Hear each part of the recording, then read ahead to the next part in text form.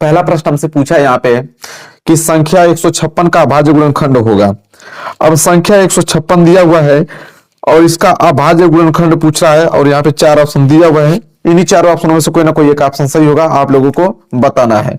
तो चलिए पहले मैं आप लोगों को बताता हूं कि कोई भी संख्या अगर नंबर आपको दे दे तो उसका अभाज्य गुणनखंड कैसे निकालते हैं। ठीक है, अभाज्य गुणनखंड का मतलब होता है कि आप सीधे उसका आप एलसीएम निकाल दो, हो जाएगा आप लोगों का।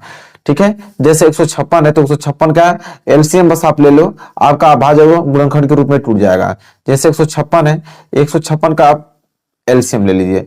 तो एलसीएम कैसे लेंगे, पहले आप 2 से कटा दो, तो 2 7 14 और 2 8 16, 78 बार में कट जाएगा। इसी प्रकार अगर 2 से मैं फिर कटाऊं तो 2 तिहाई 6 और 2 9 18, 39 बार में कट जाएगा। अब तो 2 से नहीं कटेगा, 3 से कटेगा, 3 से कटेगा, 3 एकम 3 और 3 तिहाई 9।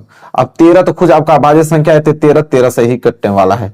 तो यहाँ पे एक चीज नोटिस कीजिए, तो यहाँ पे हो जाएगा 156 बराबर, देखिए 2 कितना बार आ रहा है, 2 बार ना, तो इसको लिखेंगे 2 पे पावर 2 और गुड़े यहाँ पे हो जाएगा आप लोगों का 3 और गुड़े 13।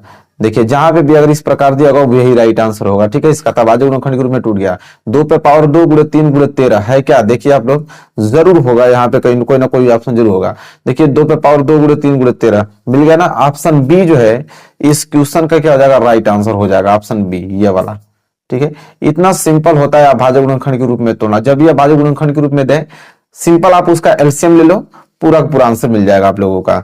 चलिए इसी के साथ बढ़ेंगे क्वेश्चन नंबर दूसरे की तरफ। देखिए क्वेश्चन नंबर दूसरा क्या दिख रहा होगा आप लोगों को अच्छे तरीके से। क्वेश्चन नंबर दूसरा में आप लोगों का बहुत जो इंपॉर्टेंट क्वेश्चन आप लोगों को बता रहा हूं, यह हमेशा आप लोगों को आता है। एक प्रश्न यहां से बनना तय है। ठीक है, तो इस प्रश्न को आप लोग अच्छे तरीके से जान जाओ क्या है। कह रहा है कि दिया है लस 132 और 288 का लस दिया हुआ है 3168, तो मसा ज्ञात करना, मतलब उन्हीं दोनों संख्याओं का मसा ज्ञात कीजिए। लसा दिया, इन दोनों संख्याओं का लसा दिया हुआ है और इन्हीं दोनों संख्याओं का मसा ज्ञात करने के लिए बोल रहा है। तो सिंपल यहाँ पे एक तरीका चलता है, फार्मूला चलता है, उस फार्मूले से कोई भी सवाल आप लगा सकते हो। इस कैटेगरी का फार्मूला यह होता है कि पहली संख्या और गुणे में दूसरी संख्या, पहली संख्या गुणे में दूसरी संख्या बराबर एलसीएम और गुणे चलता है आप लोगों का एचसीएफ, यह फार्मूला चलता है। तो पहली संख्या आपका क्या, 132 ये पहली संख्या है और 288 आप लोगों का ये दूसरी संख्या है, और ये तो आप लोगों का यहाँ पे एलसीएम दिया हुआ है और मसा पूछ रहा है, मसा मतलब इसका एचसीएफ पूछ रहा है। तो जो जो चीज दिया है उस पे रख दो आप। पहली संख्या दिया 132, पहली संख्या की जगह लिखेंगे 132, गुणे दूसरी संख्या 288 है, उसकी जगह 288 बराबर एलसीएम तो हमको दिया हुआ है कितना, देखिए एलसीएम मतलब लस कितना दिया है 3168 दिया हुआ है। एचसीएफ हमसे पूछा है, एचसीएफ हम लोग लिख देंगे यहाँ पे। ठीक है, सिंपल यहां से अगर मैं एचसीएफ निकालूं एचसीएफ, तो ये गुणा में इधर जाएगा तो भाग में हो जाएगा। तो ये आपको हो जाएगा 132 गुणे 288 और 3168 गुणा में इधर आएगा तो 3168 कहां पे आ जाएगा, यहाँ पे भाग में चला आएगा। ठीक है, इसके बाद हमें सिंपल इसको कटाना है, तो चलिए कटा देते हैं। किससे कटेगा, पहले आप इसको छोटा और कर दो। ठीक है, तो यहाँ पे इसको और कटा है तो 2 से कटा लो, सिंपल कर लो, 2 से कटाओगे इससे तो कितना आ जाएगा, आराम आराम से कटाते हैं। 2 से कटाएंगे तो 2 एकम 2 11 बच जाएगा, 2 5 10, फिर 16 हो जाएगा, तो हो जाएगा आपका 2 8 16 और 2 चौको 8। इसे 2 से कटाओगे तो 2 एकम 2, 2 चौको 8, 2 चौको 8 कट जाएगा। ठीक है, इसके बाद 4 से डायरेक्ट कटा दो, देखो 4 से कट रहा है, ये कितना बार कटेगा, 4 तिहाई 12 और कितना 24 बच जाएगा, 4 6 के 24, 36 बार में कट जाएगा। इसे अगर 4 से घटाते हो तो कितना हो जाएगा, 4 तिहाई 12 और 38 हो जाएगा, 4 9 36, 24 हो जाएगा। ठीक है, तो 24 4 6 के 24, 396 बार में कट गया। ठीक है, इसके बाद और कटाते हैं, इसको देखते हैं कितना बार में कट रहा है। तो 36 से कटाते देखते हैं, देखिए 36 बार में कट जाएगा, 36 से कम 36 कितना बच जाएगा, फिर 36 आ जाएगा, फिर 36 से कम 36, 11 बार में कट जाएगा। 11 से इसको पूरा काटा तो 11 से, तो 11 से 132 कितना बार में कट जाएगा, 11 कम 11। ठीक है, और 11 दूनी के 22, 12 बार में, 12 बराबर आ जाएगा एचसीएफ। ठीक है, एचसीएफ कितना बच गया आप लोगों का, 12 आ गया। देखिए एचसीएफ 12 दिया होगा ऑप्शन में, option number D, option number D इस क्वेश्चन का राइट आंसर हो जाएगा। ठीक है, देखिए सिंपल, तो हमने एक एक पॉइंट आप लोगों को यहाँ पे कटा के अपने हाथ से बताया है। ठीक है, कि आप लोगों को पूरा अच्छे तरीके से समझ में आए। इसी के साथ हम बढ़ेंगे अगले क्वेश्चन की ओर। देखिए क्वेश्चन नंबर तीसरा क्या है उसको देखते हैं। कह रहा है कि 2x प्लस 3y बराबर 18 और x माइनस 2y बराबर 2 को हल करने पर हमें प्राप्त होगा। ठीक है, 4 ऑप्शन दिया हुआ है। यहाँ पे 2 समीकरण दिया हुआ देख पा रहे हैं, एक समीकरण यह है और एक आप लोगों का यह समीकरण है। इसको हल करना है और बताना है कि x और y की वैल्यू क्या आएगा। तो सिंपल है, इसको हल कर लेते हैं। ठीक है, आसान है। कैसे हल करेंगे तो देखिए, सिंपल कैसे इसको सॉल्व करेंगे, बहुत आसान होता है इसको सॉल्व करना। यहाँ पे दिया है आपका 2x और प्लस यहाँ पे दिया हुआ है 3y और बराबर के दिया हुआ है 18। ठीक है, इसे समीकरण नंबर आप पहला मान लो। ठीक है, इसके बाद दिया है x माइनस के 2y और बराबर के यहाँ पे 2, इसे समीकरण दूसरा हमने मान लिया। सिंपल क्या करेंगे, ये समीकरण नंबर दूसरा है, हमें किसी न किसी एक चर को बराबर कर दो, क्योंकि विलोपन विधि लगा रहे हैं। अगर ये 2x है ना, ये भी 2x हो जाएगा तो काम चल जाएगा। 2x कब होगा, जब इस पूरे के समीकरण में 2 का गुणा करेंगे। तो ये पूरे समीकरण में 2 का आप गुणा कर दो, 2 का गुणा करोगे तो ये हो जाएगा 2x और माइनस के 2 4y और बराबर 2 दूनी के 4। इसे समीकरण नंबर तीसरा मान लो। अब सिंपल समीकरण 3 में से समीकरण पहला घटा दो, क्योंकि ये भी प्लस 2x है, ये भी प्लस 2x है, तो घटाने पे काम चल जाएगा। ठीक है, तो यहां पे लिख दो सिंपल की समीकरण 3 में से समीकरण 1 घटाने पे, समीकरण 3 में से समीकरण 1 घटा देंगे। समीकरण 3 जो है आपका है 2x माइनस के 4y बराबर के 4। ठीक है, और इसमें से घटाना है पहला 2x प्लस के 3y बराबर 18, ये माइनस करना है। तो चलिए घटाते हैं, घटाने पे चिन्ह चेंज हो जाता है, ये प्लस है तो माइनस, ये प्लस है तो ये भी माइनस, ये भी प्लस है तो ये भी माइनस। ठीक है, तो यहाँ पे प्लस 2x और माइनस 2x कैंसिल हो जाएगा, और यहाँ पे माइनस 4y और माइनस 3y जुड़ेगा तो माइनस के क्या हो जाएगा 7y बराबर, यहाँ पे प्लस के 4, यहाँ पे माइनस के 18, तो हो जाएगा माइनस के 14 बचेगा। ठीक है, तो माइनस माइनस अगर कैंसिल कर दूं और यहाँ से y निकालूं तो y बराबर क्या आ जाएगा 14/7, कटा दो तो y बराबर कितना आ जाएगा 2। तो यहाँ पे जैसा कि आप देख पा रहे हैं y बराबर आ गया 2, मैं मार्क कर देता हूं, y बराबर यहाँ पे आ गया आप लोगों का 2 आ गया। सिंपल, अब y का मान उठाकर किसी भी समीकरण में रख दो। ठीक है, तो x का वैल्यू निकल जाएगा, तो y का मान समीकरण 1 में रखने पर, ठीक है, आपका मन आप चाहे तो 2 में भी रख सकते हो, 3 में भी रख सकते हो, निकल जाएगा। ठीक है, मैं 1 में रख रहा हूं। y का मान समीकरण 1 में रखने पर, समीकरण 1 हमारे पास था 2x और प्लस के था 3y बराबर के 18 था ना, तो चलिए इसमें रख देते हैं y का वैल्यू, तो हो जाएगा 2x प्लस 3 गुणे y की जगह पे क्या लिखेंगे 2 बराबर के 18, तो हो जाएगा 2x और प्लस 3 दूनी के 6 बराबर के क्या हो जाएगा 18। अगर मैं यहाँ से 2x निकालूं तो 2x बराबर क्या हो जाएगा 18 और प्लस 6 उधर जाएगा तो माइनस के 6 हो जाएगा, तो हो जाएगा 2x बराबर 18 में से 6 गया तो बच जाएगा आप लोगों का 12, घटा दो 2 से, तो x बराबर 2 6 के 12, तो x का वैल्यू कितना गया 6। तो देखो x बराबर 6 और y बराबर 2 ऑप्शन में दिया हुआ है, देना ही चाहिए। तो x बराबर 6 y बराबर 2, देखो ऑप्शन बी दिख रहा है ना आप लोगों को, ऑप्शन बी इस क्वेश्चन का जो है राइट आंसर हो जाएगा, x बराबर 6 y बराबर 2। तो इस प्रकार लगाते हैं मेरे प्यारे विद्यार्थियों, होप क्लियर हो गया होगा आप लोगों को क्वेश्चन नंबर तीसरा। चलिए इसी के साथ बढ़ेंगे क्वेश्चन नंबर 4 की तरफ। मैं क्वेश्चन नंबर 4 दिखाता हूं आप लोगों को, जो कि बहुत ही ज्यादा इंपॉर्टेंट क्वेश्चन है, क्वेश्चन नंबर 4। अब क्वेश्चन नंबर 4 ध्यान से देखो क्या पूछा है हमसे। यहाँ पे कह रहा है कि यदि द्विघात समीकरण 3x स्क्वायर माइनस के 6x प्लस k बराबर 0 के मूल समान है तो k का मान होगा। अब देखिए यहाँ पे क्वेश्चन हमसे पूछ लिया कि मूल समान है तो k का मान क्या होगा। देखिए मूल जब समान होता है ना, जब आपको मूल समान दे दे तो उस समय जो d होता है, d मतलब विवितकर होता है, तो विवितकर का फॉर्मूला होता है b स्क्वायर माइनस के 4ac। ठीक है, तो जिस समय मूल बराबर होता है उस समय b स्क्वायर माइनस के 4ac जो है वो 0 के बराबर होने लगता है। ठीक है, यह बात आप याद रखें कि जब मूल्य समान होता है तो b स्क्वायर माइनस 4ac 0 के बराबर होता है। अब सिंपल आप a और b c का वैल्यू निकाल लीजिए और यहाँ पे रख दीजिए। अब ये a b c का वैल्यू कैसे निकलता है भी बता देता हूँ। जैसे यहाँ पे देखिए दिया यहाँ पे 3x स्क्वायर और माइनस के 6x और प्लस k बराबर 0। द्विघात समीकरण का फॉर्मेट क्या होता है, ax स्क्वायर प्लस के bx और प्लस के c बराबर 0। यहां से तुलना कर दो, देखो एक्स स्क्वायर से एक्स स्क्वायर कैंसिल, ए का वैल्यू जो है वो आ जाएगा 3। इसी तरह एक्स से एक्स कैंसिल, बी का वैल्यू आ जाएगा आप लोगों का माइनस के 6 और सी का वैल्यू आ जाएगा आपका के। अब निकल गया बी सी का वैल्यू, मूल समान है तो रख दीजिए इस वाले में। तो बी स्क्वायर मतलब कि -6 का स्क्वायर और -4 गुणे ए का वैल्यू कितना है 3 और सी का वैल्यू कितना है -6। ठीक है, और बराबर यहां पे हो जाएगा आप लोगों का सी का वैल्यू आप लोगों को कितना है के है ना, यहाँ पे के लिखना पड़ेगा, यहाँ काट देता हूं मैं, यहाँ पे के लिख देता हूं, बराबर के 0। ठीक है, तो हो जाएगा आपका -6 का स्क्वायर कितना हो जाएगा +36 और -4 3 12 और के को गुणा करोगे तो 12 के आ जाएगा, बराबर के यहाँ पे हो जाएगा 0।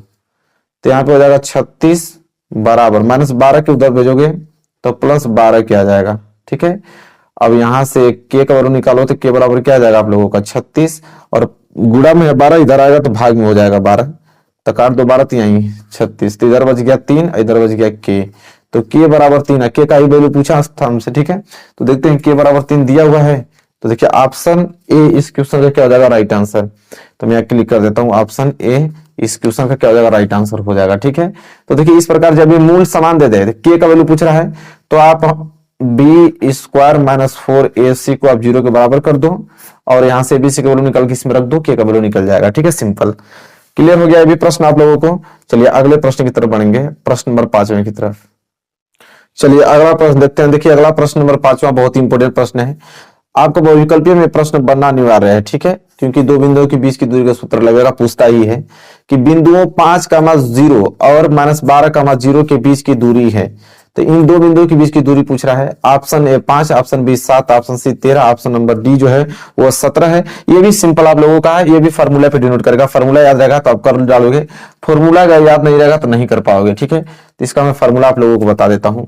तो दो बिंदुओं के बीच की दूरी का सूत्र होता है, यहाँ पे लिख लीजिए आप लोग, फार्मूला होता है दो बिंदुओं के बीच की दूरी का सूत्र x1 - x2 का होल स्क्वायर और प्लस y1 - y2 का होल स्क्वायर। बस ये d बराबर, d मतलब दूरी बराबर, दो बिंदुओं के बीच की दूरी का फार्मूला यही होता है।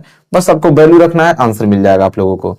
ठीक है, तो सबको दो बिंदु हमको दिया है, एक दिया है 5,0 दिया हुआ है और एक बिंदु दिया है यहाँ पे -12,0 दिया हुआ है। ये दो बिंदु दिया हुआ है, इन दोनों बिंदुओं के बीच की दूरी पूछ रहा है। तो सबको मालूम है कि ये वाला जो पोर्शन होता है ये होता है x1 और ये वाला होता है आपका y1। इसी तरह इसमें हो जाएगा आपका x2 और ये वाला हो जाएगा आप लोगों का y2। ठीक है, बस सब वैल्यू ही तो रखना है। चलिए रख देते हैं, तो करड़ी में तो करड़ी पूरा लगा देंगे। x1 कितना है 5 लिख देंगे, माइनस x2 कितना है -12, तब -12 या माइनस तो हो जाएगा +12।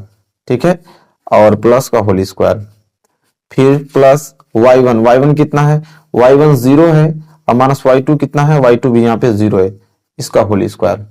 तो यहाँ पे सिंपल अगर हम देखें तो क्या हो जाएगा आप लोगों का 12 5 17, 17 का वर्ग करेंगे तो हो जाएगा 289 और प्लस 0 - 0 का वर्ग करोगे तो 0 ही आने वाला है। सिंपल यहां से अगर हम लोग कैलकुलेट करें तो 289 में 0 जोड़ोगे तो 289 और 289 का वर्गमूल क्या होता है 17 होता है, सिंपल। तो देखो 17 आ गया, देखिए ऑप्शन में दिया होगा, 100% ऑप्शन में दिया होगा। ठीक है, देखते हैं पहले, देखिए ऑप्शन नंबर डी दिया है, बिल्कुल दिया रहेगा। आई होप आपको क्लियर हो गया होगा क्वेश्चन नंबर 5वां। इसी के साथ क्वेश्चन नंबर 6 भी देख लीजिए, बहुत आसान है। क्वेश्चन नंबर 6 ये है कि साइन स्क्वायर 30 अंश और माइनस साइन स्क्वायर 30 अंश का मान बताइए। साइन स्क्वायर 60 अंश दिया, सॉरी साइन स्क्वायर 60 अंश और माइनस साइन स्क्वायर 30 अंश का मान। तो अब तो बहुत ही ज्यादा सिंपल, बस वैल्यू तो ही आप लोगों को रखना है इसमें। चलिए फटाफट वैल्यू रख देते हैं हम लोग, यहाँ पे कोई दिक्कत नहीं है।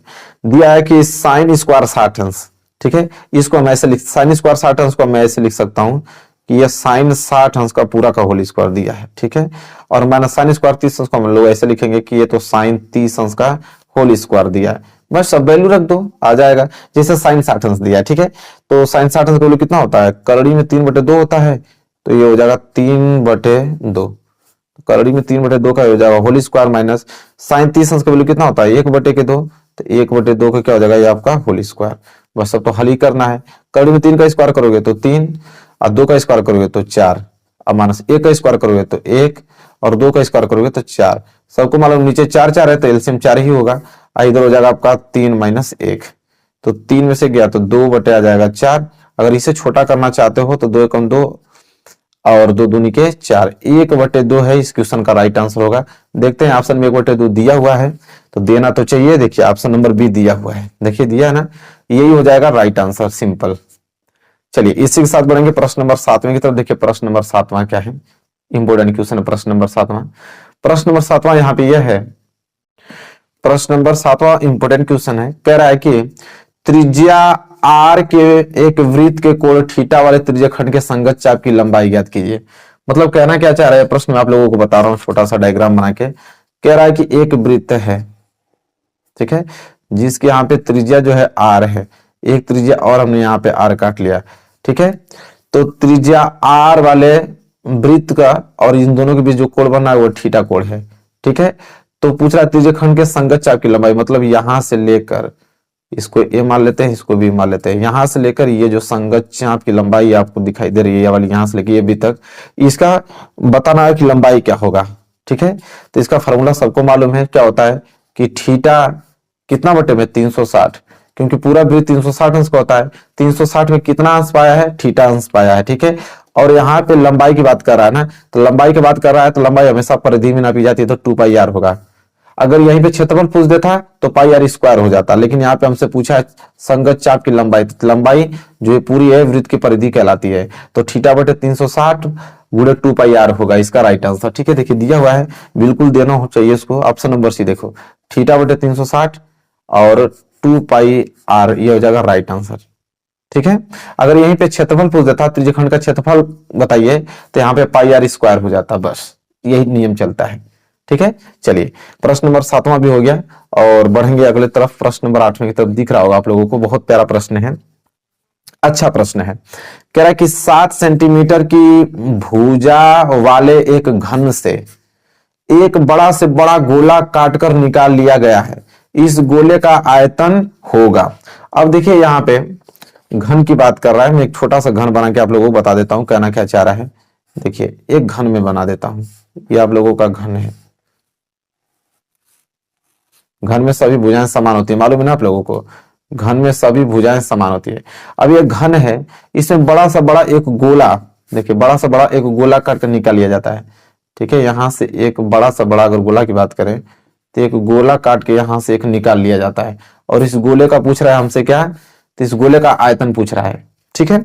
आप ध्यान दीजिएगा आप लोग, देखिए एक बात नोटिस आप लोग करेंगे कि जो घन का जो घन गोला है, तो गोला का कोई ना कोई व्यास होगा, यहां से लेके यहां तक व्यास कहलाया कि नहीं, तो गोले का जितना व्यास होगा घन की भुजा के बराबर होगा, क्योंकि जितना बड़ा घन है उसमें से उतना बड़ा गोला काट के निकाला जा रहा है। बस आपको एक बात समझनी होगी यहाँ पे कि जो गोले का व्यास होगा, गोले का व्यास, तो गोले का व्यास घन की भुजा के बराबर होगा, घन की भुजा, गोले की व्यास बराबर घन की भुजा होगा, ठीक है। तो यहाँ गोले की व्यास की बात करें, गोले के व्यास को हम डी मान लेते हैं, डी बराबर घन की भुजा, ठीक है। तो घन की भुजा कितना है, 7 सेंटीमीटर भुजा वाला है ना, तो यहाँ पे डी बराबर कितना जाएगा, 7 सेंटीमीटर। मतलब गोले का जो व्यास होगा वो भी आप लोगों का 7 सेंटीमीटर ही होगा, ठीक है। तो डी 7 सेंटीमीटर, तो त्रिज्या निकल जाएगा, त्रिज्या गोले की क्या हो जाएगी, 7/2 सेंटीमीटर हो जाएगी त्रिज्या। जब त्रिज्या मालूम चल गया, बस आप फार्मूला लिख दो गोले का आयतन का। तो यहाँ पे मैं लिख देता हूं आप लोगों को फार्मूला, कि गोले के आयतन का फार्मूला क्या होता है, गोले के आयतन, देखिए फार्मूला याद रहेगा तभी ये क्वेश्चन आप कर पाओगे, नहीं अन्यथा नहीं कर पाओगे ना। तो गोले का आयतन का फार्मूला जो होता है वो होता है 4/3 πr³, याद रखना, ठीक है, यही फार्मूला होता है। अब सिंपल वैल्यू रख लो, तो जाएगा 4/3, ठीक है। पाई का वैल्यू देखिए बोला था उसमें कि पाई के जो वैल्यू लेना है वो 3.14 लेना है, तो पाई के वैल्यू की जगह हम लोग लिखेंगे 3.14 और गुणे r³ r आपका है 7/2 गुणे 7/2। अब इसको सिर्फ आप लोग कैलकुलेट करना है, ठीक है, कैलकुलेट करेंगे आंसर आ जाएगा। कटा देते हैं, 2 से कटा दो, 2 बार में, ये 2 से कटा दो, कैंसिल हो गया पूरा। तो और बच जाएगा आप लोगों यहाँ पे ऊपर तो बच गया 3.14 और गुणे 7 का क्यूब, ठीक है। तो 7 7 49 और कितना हो जाएगा 343 होता है 7 का क्यूब, तो हो जाएगा 343 और बटे में नीचे बच गया आप लोगों को कितना, 3 दूनी के 6 बच गया, 3 दूनी के 6, और 2 से घटा सकते हो, 2 3 6, 2 से घटा दो, 2 एकम 2, 2 5 10, 2 7 14, तो आ जाएगा आप लोगों का 1.57 और गुणे 343, और बटे में यहाँ पे आ जाएगा 3। ठीक है, जब इसका मल्टीप्लाई करके आप यहाँ पे भाग दोगे तो आपको देखने को मिलेगा कि इसका आ रहा 189.5 सेंटीमीटर क्यूब, क्योंकि आयतन निकल रहा तो क्यूब में निकलेगा। जब इन दोनों को गुणा करके 3 का भाग दोगे तो यही आंसर मिलेगा 189.5। ठीक है, देखते हैं दिया कि नहीं, ऑप्शन में देना तो चाहिए। 189.5 सेंटीमीटर क्यूब दिया है, देखिए ये बी जो है इस क्वेश्चन का राइट आंसर हो जाएगा। चलिए, ये प्रश्न नंबर 8वां था, बढ़ेंगे अगले क्वेश्चन की ओर, प्रश्न नंबर 9 की तरफ। देखिए प्रश्न नंबर 9 आप लोगों का फार्मूला है, फार्मूला तो याद होना चाहिए सबको, कि एक बारंबारता बटन के लिए माध्य, माध्यिका और बहुलक के बीच संबंध है। तो फार्मूला क्या होता है आप लोगों को, माध्य, माध्यिका, बहुलक के बीच संबंध। कह रहा है कि बहुलक बराबर 3 गुणे माध्य माइनस 2 गुणे माध्यिका होता है, कि बहुलक बराबर 2 गुणे माध्यिका माइनस 3 गुणे समांतर माध्य होता है, बहुलक बराबर 3 गुणे माध्यिका प्लस 2 समांतर माध्य होता है, कि डी बराबर 3 माध्यिका माइनस 2 समांतर माध्य होता है। बताइए कौन सा राइट आंसर होगा, कि माध्य और माध्यिका और बहुलक के बीच कौन सा फार्मूला बनता है, संबंध को कौन दर्शाता है? ऑप्शन नंबर डी, सिंपल याद रखना, ऑप्शन नंबर डी। बहुलक बराबर होता है 3 गुणे माध्यिका माइनस, यहाँ माइनस होता है, माइनस 2 गुणे समांतर माध्य, यही फार्मूला चलता है। ठीक है, याद रखना, इस पे क्वेश्चन भी आ जाते हैं, तो याद रहेगा आप लोगों को फार्मूला, तब क्वेश्चन भी कर डालोगे। अगला प्रश्न नंबर 10वां देखो, प्रश्न नंबर 10वां क्या है, 1 से 50 तक की सम संख्याओं का समांतर माध्य होगा। अब 1 से 50 बोल रहा हूं, 15 दिया है, 1 से 15 तक की सम संख्याओं का समांतर माध्य। तो पहले 1 से लेकर 15 तक सभी सम संख्याओं को लिखो, इसके बाद उसका समांतर माध्य हम लोग निकालेंगे। तो 1 से लेकर 15 के बीच क्या क्या आ जाएगा, एक तो 2 आ जाएगा सम संख्या, 2 के बाद 4 आ जाएगा, 4 के बाद 6 आ जाएगा, फिर 8 आ जाएगा, 10 आ जाएगा, 12 आ जाएगा और फिर 14 आ जाएगा। ये सभी सम संख्या हमने लिख दिया 1 से लेके 15 के बीच। इनका समांतर माध्य, समांतर माध्य निकालने का फॉर्मूला क्या होता है, समांतर माध्य, समांतर माध्य बराबर ये होता है, जितना भी आपको यह दिए हुए हैं संख्या सबको योग कर दो, तो हो जाएगा 2 + 4 + 6 + 8 + 10 + 12 और प्लस के 14, और बटे में हो जाएगा कितनी संख्या, 1 2 3 4 5 6 7, टोटल 7 संख्या से भाग दे दो, बस हो जाएगा आप लोगों का। तो यहाँ पे ऊपर कैलकुलेट कर दो कितना आ जाएगा, देखो कैसे कैलकुलेट करेंगे सीखते हैं। देखो 12 और 8 मिलकर हो जाएगा आप लोगों का 20, और 20 और 10 मिलकर हो जाएगा 30, और 30 और 10 मिलकर हो जाएगा 40। ठीक है, और 40 और 14 मिलकर हो जाएगा कितना, 54, और 54 2 56 आ गया सिंपल, 56/7 काट दोगे तो 7/56। 8 जो है वो आ जाएगा आप लोगों का समांतर माध्य, सिंपल देखो 8 दिया है, बिल्कुल देना ही चाहिए, ऑप्शन 20 क्वेश्चन का राइट आंसर हो जाएगा। ठीक है, 8 देखिए मेरे प्यारे बच्चों, दी गई संख्याओं में अभाज्य संख्या है। मेरे प्यारे बच्चों, अब यहाँ तो बचपन में ही आप मतलब क्लास 3 4 में पढ़ते थे, तभी आपको भाज्य संख्या और अभाज्य संख्या मालूम चला होगा। ठीक है, भाज्य संख्या, अभाज्य संख्या किसे कहते हैं बताइए, 0 1 2 8 बताना है कि दी गई संख्याओं में अभाज्य संख्या कौन होगी, तो सिंपल 2 होगी। ठीक है, क्योंकि सबसे छोटी अगर अभाज्य संख्या होती है तो 2 होती है। ठीक है, सबसे अगर छोटी संख्या अगर हम बात करें कि सबसे छोटी अभाज्य संख्या कौन होती है, तो 2 होती है। ठीक है, इस बात को एकदम अच्छे तरीके से फिक्स कर लीजिए। तो दी गई संख्याओं में अभाज्य संख्या होगी 2। अब इसमें कोई सोचने वाली बात नहीं है, इतना सिंपल क्वेश्चन है। ठीक है, तुरंत आगे बढ़ेंगे, और अगला प्रश्न है कि समीकरण जो दिया हुआ है इसका विविक्तकर होगा। अब देखिए कुछ लोगों को मालूम नहीं होगा कि सर ये विविक्तकर क्या होता है, और हमसे विविक्तकर पूछा है और हमें समीकरण दिया हुआ है, इसका क्या मतलब है। चलिए मैं आपको बताता हूँ बहुत सिंपल तरीके से। देखिए मेरे प्यारों, जो विविक्तकर होता क्या है, तो विविक्तकर का एक फार्मूला चलता है आप लोगों को, और वही पूछा है। देखिए समझ में आ जाएगा आप लोगों को। देखिए फार्मूला होता है कि डी बराबर b² अब माइनस के 4ac, यही विविक्तकर होता है, समझ लीजिए। विविक्तकर का मेन फार्मूला यही होता है आप लोगों का, कि d बराबर b² - 4ac, और यही वैल्यू पूछा है किसका, d का। किसका वैल्यू पूछा है, d का वैल्यू पूछा है।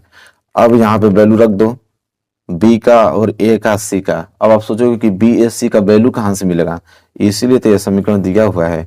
समीकरण क्या है, 3x² माइनस के 2x और प्लस 1/3 बराबर के 0।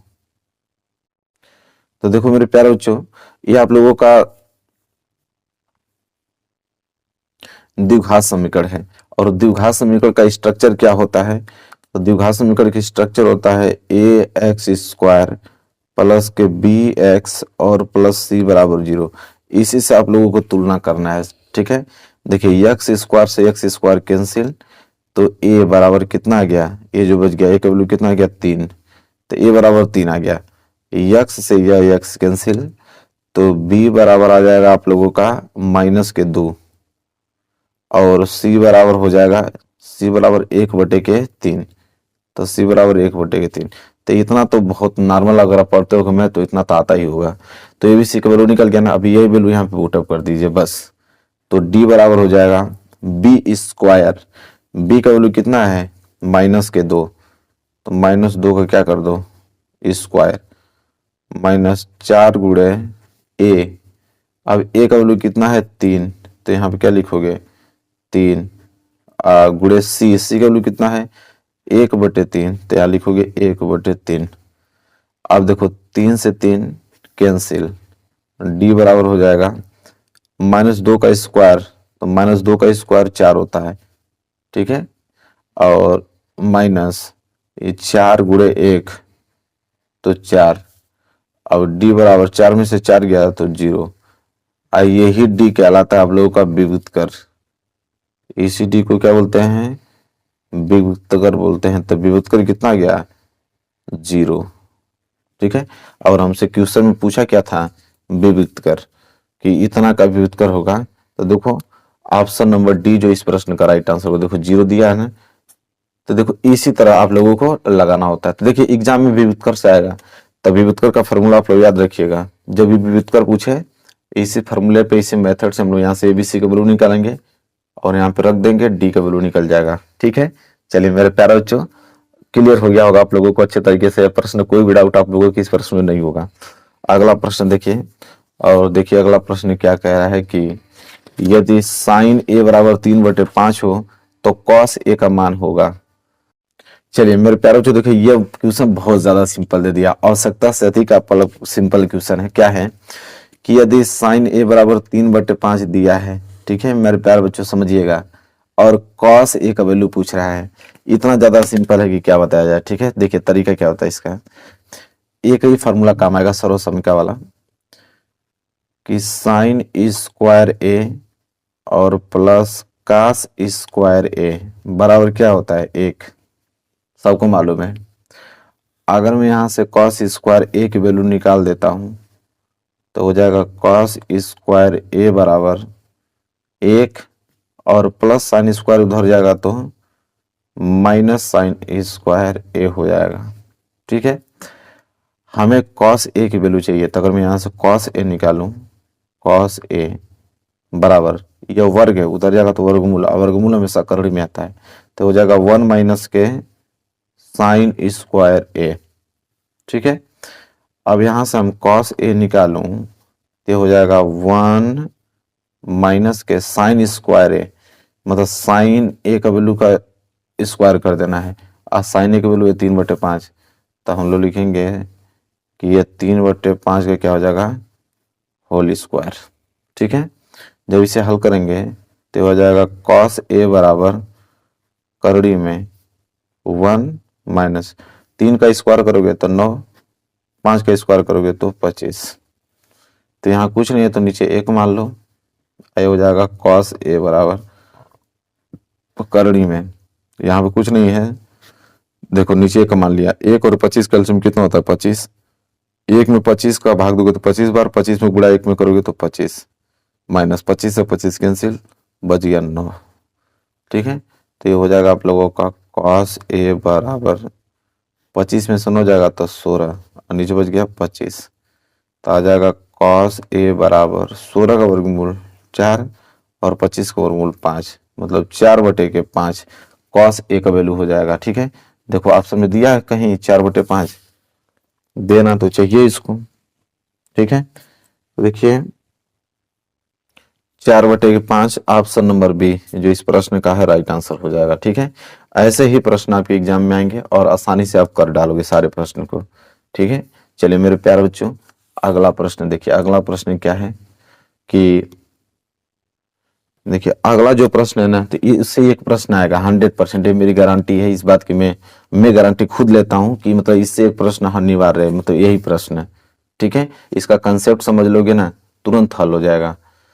दो समरूप त्रिभुजों के क्षेत्रफल 4:9 के अनुपात में है, त्रिभुजों की भुजाओं में अनुपात होगा। ऑप्शन है 2:3, option B 4:9, option C 81:16, option D 16:81। एक ट्रिक मात्र इसका बताऊंगा, ध्यान से समझ लेना। दो समरूप त्रिभुज है, क्षेत्रफल का अनुपात दिया है, भुजाओं का अनुपात पूछा है। कभी कभी भुजाओं का अनुपात दे देता है, क्षेत्रफल का अनुपात पूछता है, और कभी कभी क्षेत्रफल का अनुपात देखिए दिया है, भुजाओं का अनुपात पूछता है। क्या ट्रिक है समझ लीजिए। देखिए ट्रिक बताता हूं। जब आपको क्षेत्रफल दिया रहेगा, ट्रिक समझ लीजिए, गिवन, जब क्षेत्रफल गिवन दिया रहेगा, रेशियो अनुपात, तो जब दो समरूप त्रिभुजों के क्षेत्रफलों का अनुपात दिया रहेगा और आपको साइड का अनुपात पूछेगा, साइड का रेशियो तो भुजाओं का अनुपात, तो साइड का अनुपात पूछेगा तो हमेशा आप लोगों वर्गमूल निकालोगे। क्या निकालोगे? वर्गमूल। ये पहला कंसेप्ट। और दूसरा, ये तो क्षेत्रफल का अनुपात दिया है। दूसरा, अगर भुजा का अनुपात दिया रहेगा, भुजा मतलब साइड, अगर साइड का रेशियो आप लोगों को गिवन है, मतलब दिया हुआ है, और पूछेगा आपसे क्षेत्रफलों का अनुपात, क्षेत्रफल का रेशियो जब पूछेगा तो आप हमेशा वर्ग निकालोगे, हमेशा उसका क्या करोगे? वर्ग कर दोगे। बस यही ट्रिक है। तो देखो, दो समरूप त्रिभुजों के क्षेत्रफल 4:9 के अनुपात में, मतलब क्षेत्रफल का अनुपात दिया है, मतलब पहला वाला नियम लगेगा, क्षेत्रफल का अनुपात हमको मालूम है, और पूछा है कि त्रिभुज की भुजाओं में अनुपात होगा, तो भुजाओं में अनुपात मतलब वर्गमूल निकलेगा, ठीक है। मतलब कि 4 और 9 का वर्गमूल, तो 4 का वर्गमूल क्या होता है? 2, और 9 का वर्गमूल 3, मतलब 2/2, मतलब 2/3। देखिए दिया है पहला जो इस क्वेश्चन का राइट आंसर हो जाएगा, ठीक है, 2/3, ये वाला, ठीक है। तो ट्रिक समझ में आना, यही ट्रिक काम करेगा और तुरंत आंसर ला दोगे। ऐसे एक प्रश्न बनेगा, हमेशा बनता है, इस बार भी बनेगा। चलिए मेरे प्यारे बच्चों, अगला प्रश्न देखो। अगला प्रश्न क्या बोल रहा है? सिंपल प्रश्न है अगला कि 3, 4, 6 तथा x का समांतर माध्य 5 है, तो x का मान होगा। देखिए कितना सिंपल है। समांतर माध्य से एक प्रश्न तो बनता है एग्जाम में, इस बार भी बनेगा। समांतर माध्य होता क्या एग्जैक्ट देखिए। समांतर माध्य की अगर हम बात करें,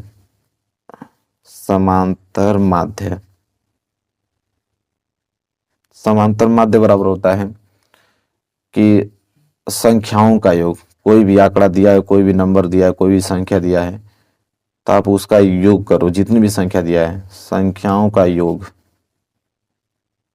और बटे में कुल संख्या, जितनी संख्या है उसका काउंट करो, भाग दे दो, कुल संख्या, यही होता है आप लोगों का। लेकिन इस बार आपको ये जो नंबर दिए हुए हैं उनका समांतर माध्य ऑलरेडी मालूम है 5, तो समांतर माध्य की जगह हम लोग 5 लिख देंगे।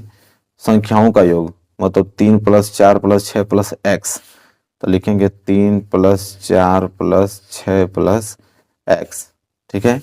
और बटे में कुल संख्या कितनी है? 1 2 3 4, तो टोटल 4। बस, तो गुणा करोगे, ये भाग में उधर जाएगा, तो 4 × 5 = 20, बराबर ये जोड़ोगे तो 6 × 4 = 10, और 10 × 3 = 13, 13 + x। अगर मैं यहाँ से x की वैल्यू निकालो तो 20 + 13 इधर आएगा तो -13, बराबर 20 में से 13 जाएगा तो 7 बराबर x, मतलब x का वैल्यू 7 आ गया, ठीक है। देखिए दिया हुआ है x का वैल्यू 7, देना तो चाहिए उसको। देखिए 7, ऑप्शन तीसरा जो है इस प्रश्न का राइट आंसर हो जाएगा, ठीक है मेरे प्यारे बच्चों। ऐसे ही प्रश्न आपके एग्जाम में बनेंगे और ऐसे ही करके चले आओगे, ठीक है, सारे के सारे प्रश्न। चलो मेरे प्यारे बच्चों, अगला प्रश्न देखो क्या है। हाँ, अगला प्रश्न अच्छा है, इससे भी एक प्रश्न बनने अनिवार्य, इसको कहाँ कोई रोक सकता है, इसको कोई रोक नहीं सकता ना, कि दो बिंदु दिया है, एक बिंदु का निर्देशांक 2,3 और एक बिंदु का निर्देशांक 4,1 के बीच की दूरी होगी, तो दो बिंदुओं के बीच की दूरी का सूत्र लगाइए और इसका आंसर ले जाइए। ठीक है, चलिए देखते हैं दो बिंदुओं के बीच की दूरी का सूत्र क्या होता है। देखिए बहुत सिंपल है, देखिए कहना क्या चाह रहा है प्रश्न ये कह रहा है कि दो बिंदु हैं, मान लेते हैं कि यह बिंदु ए है, एक बिंदु मान लेते हैं अपने से कि बिंदु बी है। ठीक है, और इनके बीच की दूरी हमसे पूछा है, और एक बिंदु का निर्देशांक दिया है 2,3, मान लेते हैं कि इसका निर्देशांक जो है वो है 2,3, और बिंदु बी इसका निर्देशांक है आपके पास 4,1, और इसकी बीच की दूरी पूछा है, बीच की दूरी मतलब ए बी की दूरी।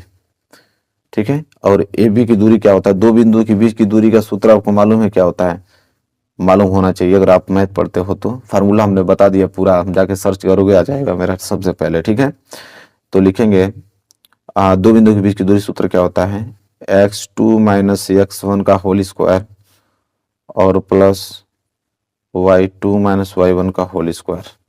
ठीक है, अब x1 x2 क्या होता है, तो देखो ये पहला है, ये x1 या y1 होता है, और ये x2 और यह y2 होता है। अब तो आसान हो गया ना, अब तो वैल्यू रख दीजिए सिर्फ, तो लिखेंगे ए बी बराबर क्या होगा, करड़ी में बना लेते हैं बड़ा सा करड़ी, x2 कितना है 4, तो 4 माइनस x1 कितना है 2, तो इसका क्या हो जाएगा होल स्क्वायर, प्लस y2 कितना है 1 माइनस y1 कितना है 3, इसका होल स्क्वायर। और जब यहाँ से ए बी निकालेंगे हम, तो ए बी बराबर क्या हो जाएगा, 4 में से 2 जाएगा तो 2, इसका होल स्क्वायर प्लस 1 माइनस 3 मतलब कि माइनस के 2, इसका होल स्क्वायर। और ए बी निकालेंगे यहाँ से, तो 2 का स्क्वायर करोगे तो 4, और माइनस 2 का भी स्क्वायर करोगे तो 4 ही आने वाला है, तो आ जाएगा ए बी बराबर 4 4 8। ठीक है, तो ए बी बराबर, इस 8 को मैं ऐसे लिख सकता हूँ क्या, 4 गुणे 2, बिल्कुल, तो ए बी बराबर क्या हो जाएगा, तो देखो 4 का वर्गमूल तो 2 होता है तो बाहर निकल जाएगा, लेकिन 2 का वर्गमूल नहीं निकलता है तो 2 करड़ी में ही रहेगा, मतलब ए बी की जो दूरी आ गई, दो बिंदुओं के बीच की दूरी ए बी, वो 2 करड़ी में 2 आ गया। देखिए दिया है ऑप्शन में 2 करड़ी में 2, देना तो चाहिए उसको, दिया है बिल्कुल 2 करड़ी में 2, ऑप्शन सी जो है इस प्रश्न का राइट आंसर हो जाएगा मेरे प्यारे बच्चों। ठीक है, चलिए कोई दिक्कत हो रहा है क्या आप लोगों को, 1% दिक्कतें होगी, मेरा वादा है आप लोगों से 1%। ठीक है, चाहे बड़ा हो चाहे छोटा सवाल हो। चलिए देखिए प्रश्न नंबर 6, प्रश्न 6 ही था, सॉरी, प्रश्न नंबर 7 की तरफ बढ़ते हैं। चलिए मेरे प्यारे बच्चों, अगला प्रश्न देखो क्या है। अगला प्रश्न है कि संख्या 156 का अभाज्य गुणनखंड होगा। देखिए मेरे प्यारे बच्चों, जब भी आपको कोई नंबर दे दे और कहेगा कि अभाज्य गुणनखंड क्या होगा किसी भी नंबर का, तो देखिए अभाज्य गुणनखंड का मतलब ये चीज होता है कि आप सिंपल उसका एलसीएम निकाल लो, बस यही होता है, एलसीएम निकाल लो, आपको खुद मालूम चल जाएगा कि अभाज्य गुणनखंड क्या होगा।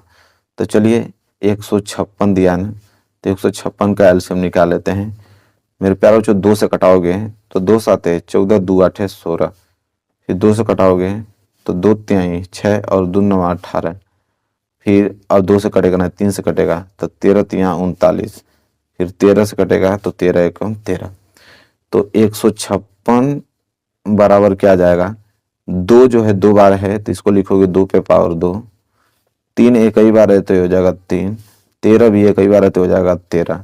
तो देखो 2 पे पावर 2 गुणे 3 गुणे 13, ये अभाज्य गुणनखंड होगा 156 का। देखिए दिया है कहीं ऑप्शन में, कहीं ना कहीं तो दिख रहा होगा, मतलब ऑप्शन बी दिख रहा होगा। देखिए 2 पे पावर 2 गुणे 3 गुणे 13, यह वाला राइट आंसर हो जाएगा। ठीक है मेरे प्यारे बच्चों, चलिए अगला प्रश्न देख लीजिए।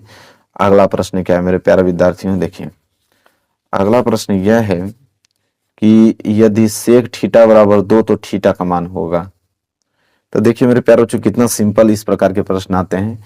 अब यहाँ पे देखो कि हमको दिया है कि सेक थीटा बराबर 2, तो हमसे पूछा है कि जो थीटा की वैल्यू कितना होगी। देखो कितना सिंपल है मेरे प्यारे विद्यार्थियों, आप लिखोगे कि सेक थीटा बराबर, यहाँ पे 2 है ना, तो जो यहाँ पे होता है वही देखा जाता है। जैसे यहाँ पे 2 है और यहाँ पे सेक है, तो देखो सेक, देखो कितना अंश का वैल्यू 2 होता है, मतलब से जो होता है सेक 30 अंश का वैल्यू, कि सेक 60 अंश का, कि सेक 45 अंश का, कि सेक 90 अंश का, कितना का वैल्यू 2 होता है।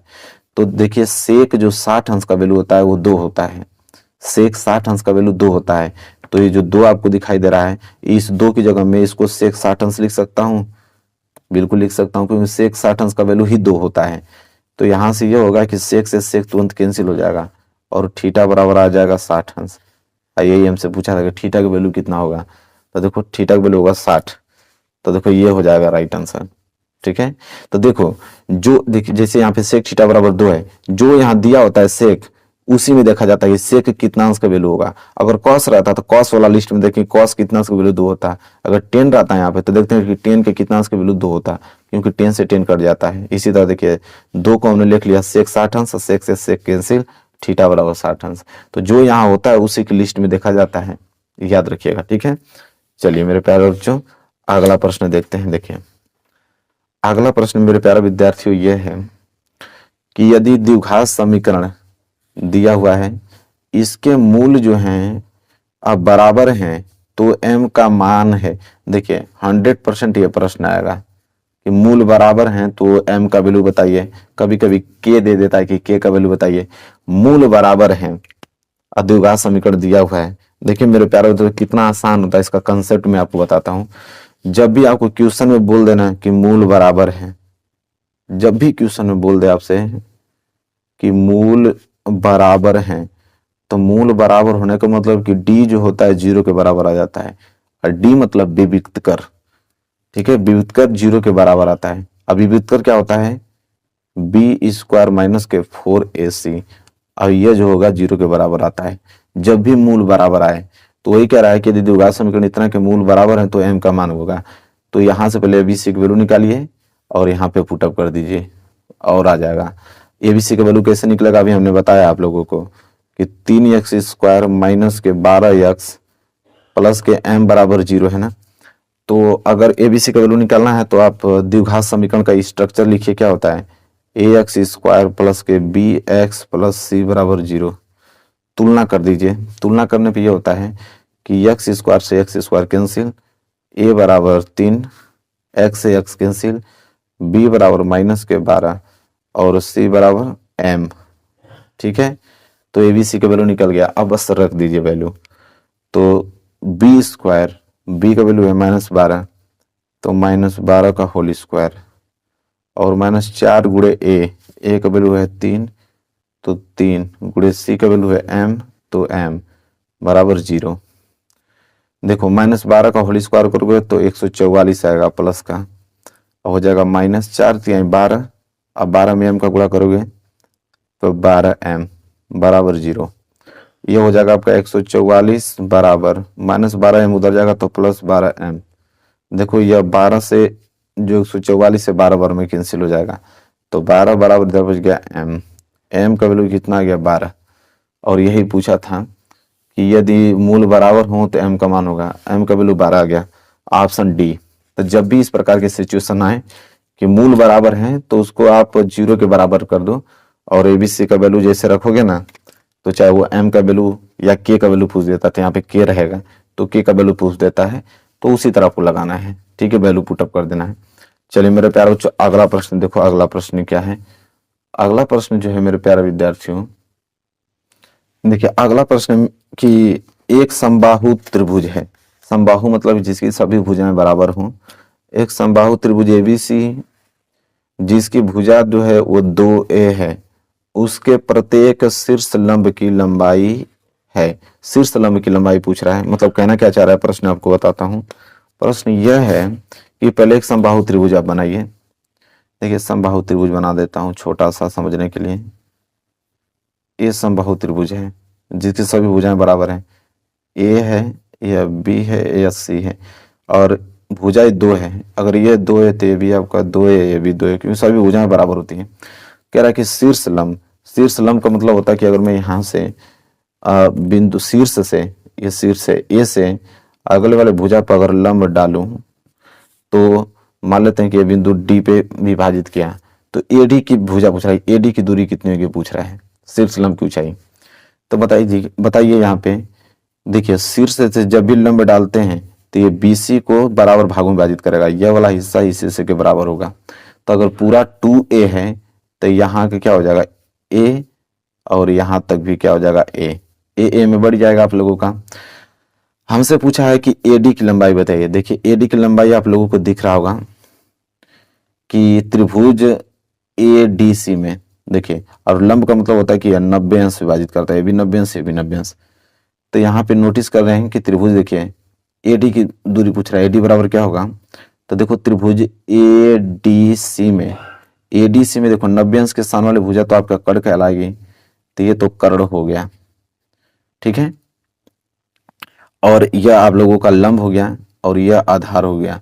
और पाइथागोरस नियम लगा दीजिए, कर्ण आपको मालूम है, यहाँ पे आधार भी मालूम है, लंब निकल जाएगा तुरंत। तो लिखोगे कि त्रिभुज ADC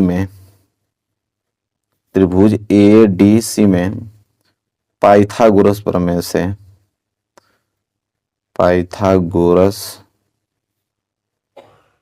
से, ठीक है, यहां से आप पाइथागोरस प्रमेय लगा दोगे। और पाइथागोरस प्रमेय यह कहती है कि कर्ण का स्क्वायर बराबर लंब का स्क्वायर और प्लस आधार का स्क्वायर।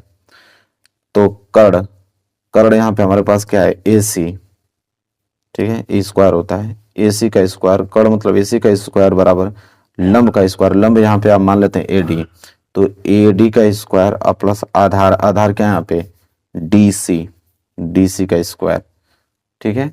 तो यहाँ पे AC का स्क्वायर बराबर हो जाएगा AD का स्क्वायर, ठीक है। तो AD का स्क्वायर हमें निकालना है और प्लस DC का स्क्वायर मतलब यहाँ पे DC का स्क्वायर, एक बार और लिख दो, इसी को दोबारा लिख दिया। अब यहाँ से हल करते हैं। AC का स्क्वायर, AC का है वैल्यू कितना 2a, तो ये हो जाएगा 2a का स्क्वायर बराबर AD का स्क्वायर, तो हमको तो AD निकालना है, तो AD का स्क्वायर ऐसे रहेंगे, प्लस DC का स्क्वायर, DC का वैल्यू कितना है a, तो ये हो जाएगा a का स्क्वायर, और 2 का स्क्वायर क्या हो जाएगा 4, a का स्क्वायर a स्क्वायर बराबर AD का स्क्वायर और प्लस ये हो जाएगा आपका a स्क्वायर।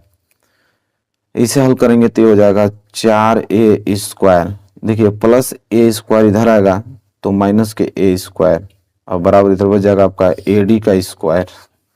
देखिए 4a स्क्वायर में से a स्क्वायर चल जाएगा तो बचेगा 3a स्क्वायर और बराबर इधर बच गया AD का स्क्वायर।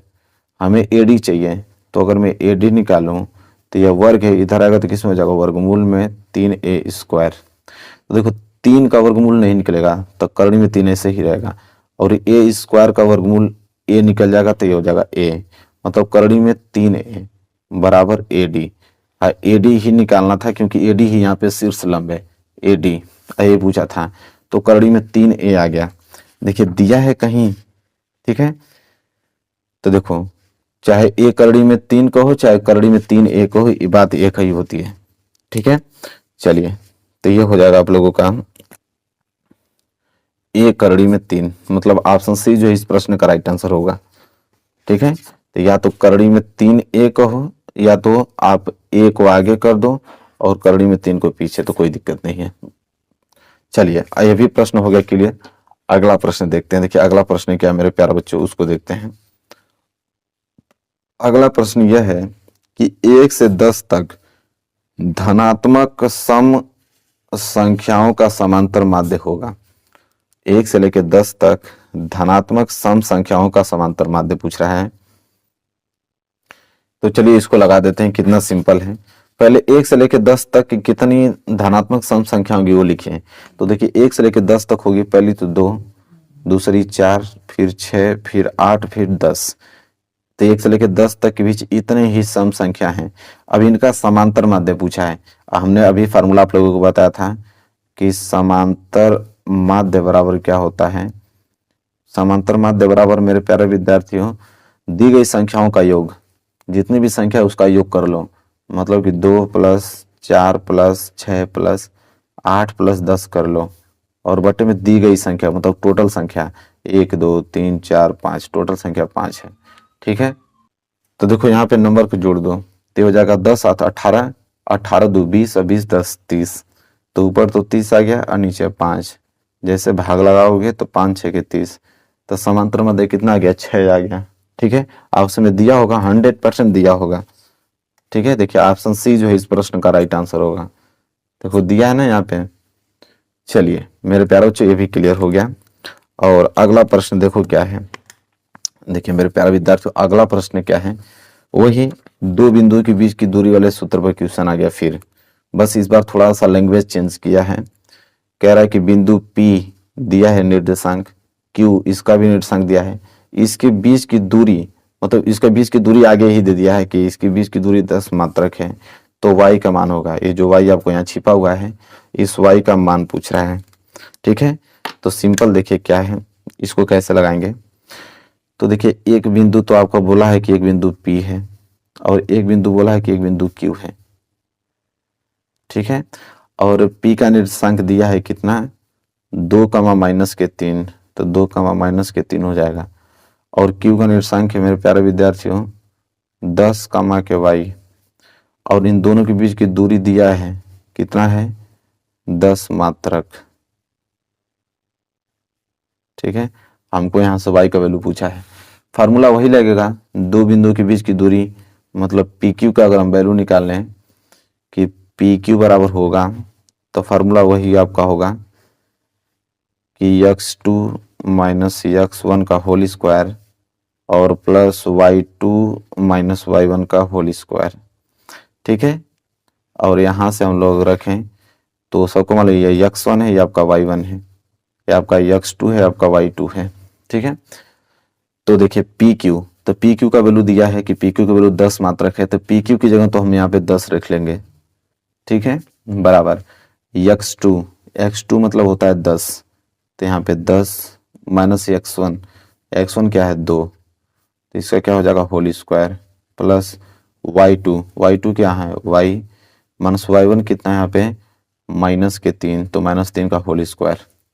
ठीक है, तो ये हो जाएगा आपका 10 बराबर अंडर रूट 10 में से 2 जाएगा तो 8, तो 8 का होल स्क्वायर प्लस ये हो जाएगा y माइनस माइनस प्लस 3 इसका होल स्क्वायर, तो हो जाएगा 10 बराबर करड़ी में 8 के स्क्वायर कितना हो जाएगा 64 प्लस y प्लस 3 का होल स्क्वायर। ठीक है, देखिए अब यहाँ पे दोनों तरफ वर्ग करने पे यह करड़ी हट जाएगी।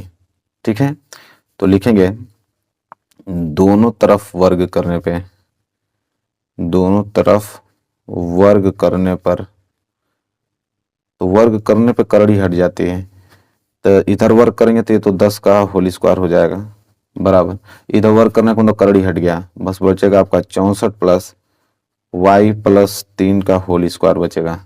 ठीक है, चलिए अब आगे क्या करेंगे हम लोग, अब आगे देखो यहाँ तक तो क्लियर है। आगे हम ये करेंगे कि 10 का स्क्वायर करेंगे तो ये तो 100 आ जाएगा बराबर, यह आ जाएगा 64 प्लस y प्लस 3 का होल स्क्वायर मतलब a प्लस बी का होल स्क्वायर। फार्मूला क्या होता है a स्क्वायर, और यहाँ पे y है तो y का स्क्वायर हो जाएगा y square plus b square, b यहाँ पे 3 है तो 3 का स्क्वायर प्लस 2 गुणे a इंटू बी, a क्या है यहाँ पे y और b क्या है यहाँ पे 3।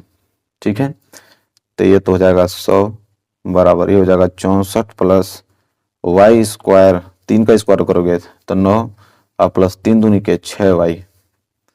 ठीक है, तो ये हो जाएगा 100 बराबर 64 और 9 जोड़ोगे तो कितना हो जाएगा 9 4 13 मतलब 73 प्लस y स्क्वायर और प्लस के 6y, ये हो जाएगा 100, तो 73 प्लस में इधर इधर आएगा तो माइनस हो जाएगा 73 बराबर बच जाएगा आपका y स्क्वायर प्लस के 6y। ठीक है, और 100 में से 73 जाएगा तो कितना बच जाएगा आप लोगों का 27 बराबर y स्क्वायर प्लस क्या आ जाएगा 6y। अब करना ये चीज़ है कि इसको इधर भेज दीजिए तो इधर बच जाएगा 0 बराबर y स्क्वायर प्लस के 6y प्लस के 27 उधर जाएगा तो माइनस के 27। अब यहाँ पे गुणनखंड कर दीजिए तो यह हो जाएगा, गुणा करने पे 27 जोड़ने पे 6, तो 9 3 27, ठीक है, हो जाएगा। तो ये हो जाएगा वाई स्क्वायर प्लस 9y और प्लस के 3y, और यहाँ पे हो जाएगा माइनस के 27, ठीक है। अरे यहाँ पे भी माइनस होगा, क्योंकि 9 में से 3 जाएगा तब न 6 आएगा, तो 9y माइनस के 3y माइनस के 27। तो अब ये हो जाएगा, यहाँ से जोड़ा बना लीजिए और यहाँ से जोड़ा बना लीजिए, तो 0 बराबर, यहाँ से y कॉमन ले लेंगे तो y प्लस 9, और यहाँ से 3 कॉमन ले लेंगे तो y, और माइनस में माइनस गुणा होगा तो प्लस, और 27 3 का भाग 27 से देंगे तो 3 9 27, 9 बार जाएगा।